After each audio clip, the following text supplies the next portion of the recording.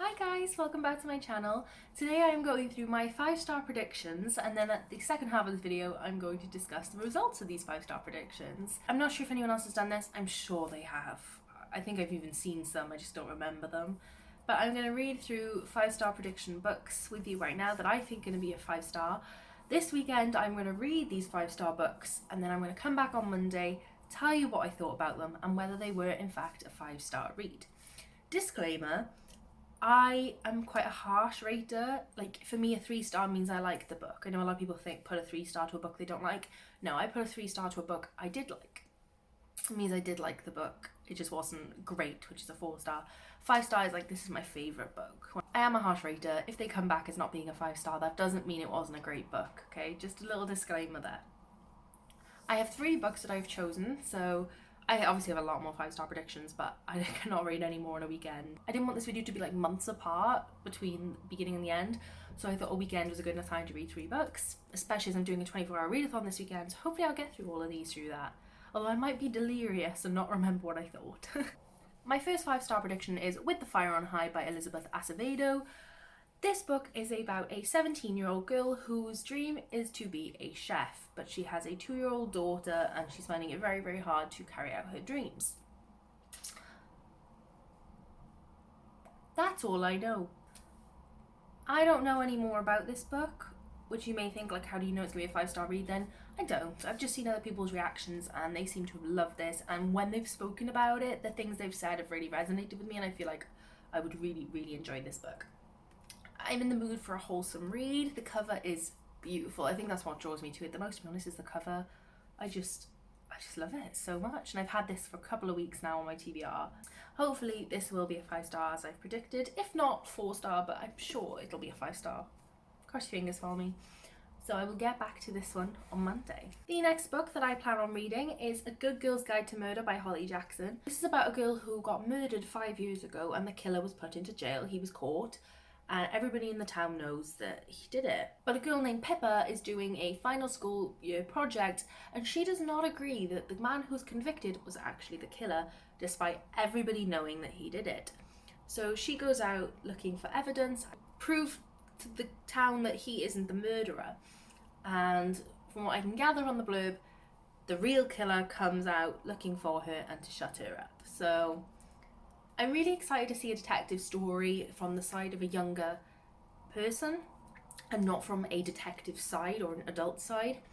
I feel like that could be really, really interesting to see how much influence a younger person can have. And I'm really, really excited to see it from a different perspective. I've been really wanting to read this book for a very, very long time, so I'm going to get to it this weekend and I'm very, very excited about it. My final 5-star prediction book is The Other People by CJ Tudor. I cannot believe I still haven't read this. This has been the book I've wanted to read most for so long, and I still haven't read it. This book is about a man who is searching for his daughter after he would be taken away on the motorway, and he spends 3 years going up and down the motorway searching for his daughter. Meanwhile, I think we see a split perspective of 2 women on the run, and they're on the run from the people who stole Gabe's daughter because they know who they are and why the 2 girls know who stole the daughter and why they did it. I don't read more than blurbs. I don't like knowing more than blurbs, that's all I know, but doesn't that sound so interesting? And then the top says she sleeps a pale girl in a white room, which leads me to believe that the little girl is still alive.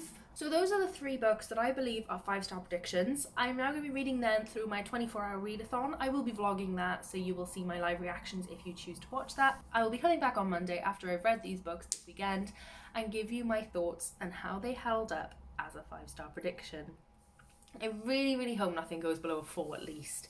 Imagine if one of these is like a 2 or a 3-star. Oh, break my heart. Hi guys, I am back. I have the results of my 5-star predictions.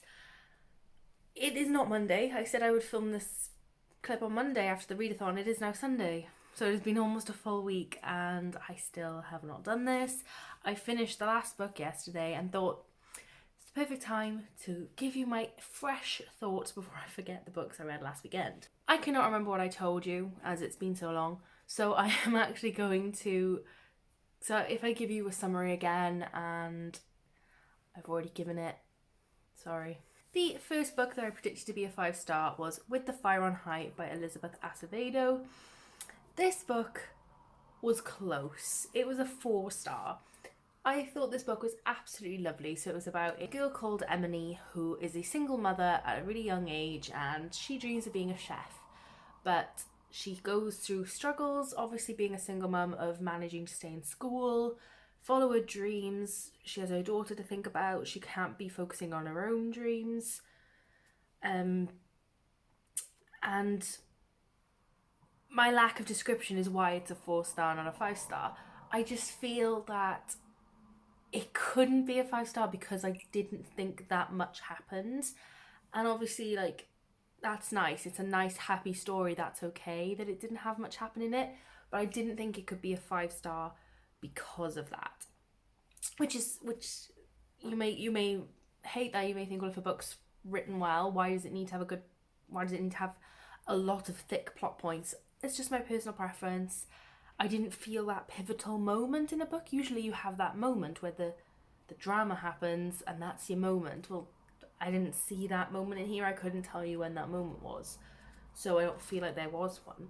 However, I thoroughly enjoyed this book. It was well written. It was well thought out. The characters were nice.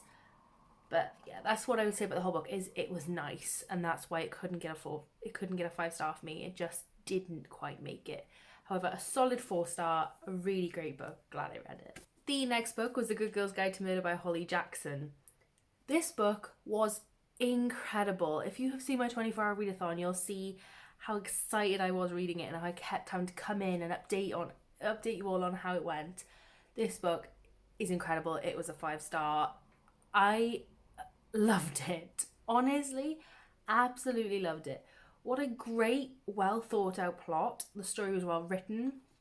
The multitude of ways this was written in, so in the logs and the screenshots of posts, telephone call transcripts. That was a mouthful. It is written it just keeps you so engrossed all the way through reading. I, not for one moment, wanted to put this down. I just could not stop. It was the perfect thing to read for a 24-hour readathon because I flew through it. Obviously, this is about Pippa, who is a girl doing a project for school, and she's doing the project on a murder that took place 5 years previous, and everybody in the town knows that her boyfriend Sal, was that his name? I think that's his name. Sal did it, and there's no question about it. Then she goes on a mission to prove Sal's innocence, and that's all I can give you. But honestly, I was gripped, hooked, enticed, in love. This whole book was good, okay? I absolutely adore it. I reckon I'll be rereading this before the year is out because I love it.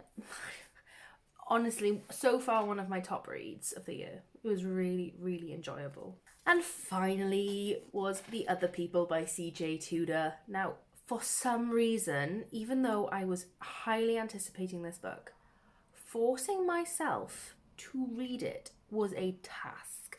Every day I woke up like, oh, I've got to read a chapter of The Other People today, and I'll try and read 100 pages. Come on, you can do this. I could not make myself pick it up. Even through the 24-hour readathon, I read a different book completely because I was like, just not in the mood for it. I have no idea why. I wish I could tell you, but I just can't. Whereas yesterday I was like, right, just sit down and read it. I think actually it was the day before. On Friday, I was like, just sit down and read it.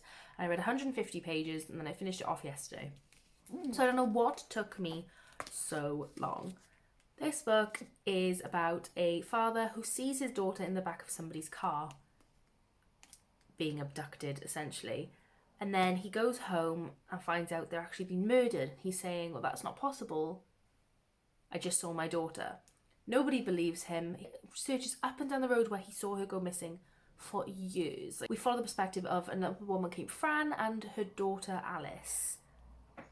And I can't say anything. This book is so filled with plot that I can't say anything without spoiling stuff. All I will say is CJ Tudor. This is my first CJ Tudor book that I read, and I am picking up all of them. I know she's written The Chalkman and The Taking of Annie Thorne, and I think a few short stories. I am going to buy The Chalkman and The Taking of Annie Thorne ASAP because she is an incredible writer.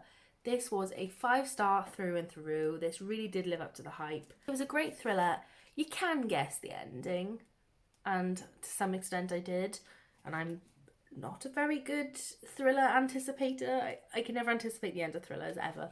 So the fact that I did half guess it isn't a great sign, but also the way it's carried out is so enjoyable. You kind of don't mind knowing, and there are still things all the way through that there's not like this one point where it just all happens. It happens all the way through the book. You are filled with excitement all the way through. And yeah, I don't know why I was so eager. I don't know why I've had such a hard time reading this, because it was so good. How many times can I tell you it was so good? Just go and read it. If you haven't read it, go and read it. Really, really, really enjoyed it. Those were my current 5-star predictions and results. If you like this kind of video, let me know and I will do it again. Let me know down below, and let me know if you've read any of these books either and what your thoughts were, and I'll see you in the next one. Bye.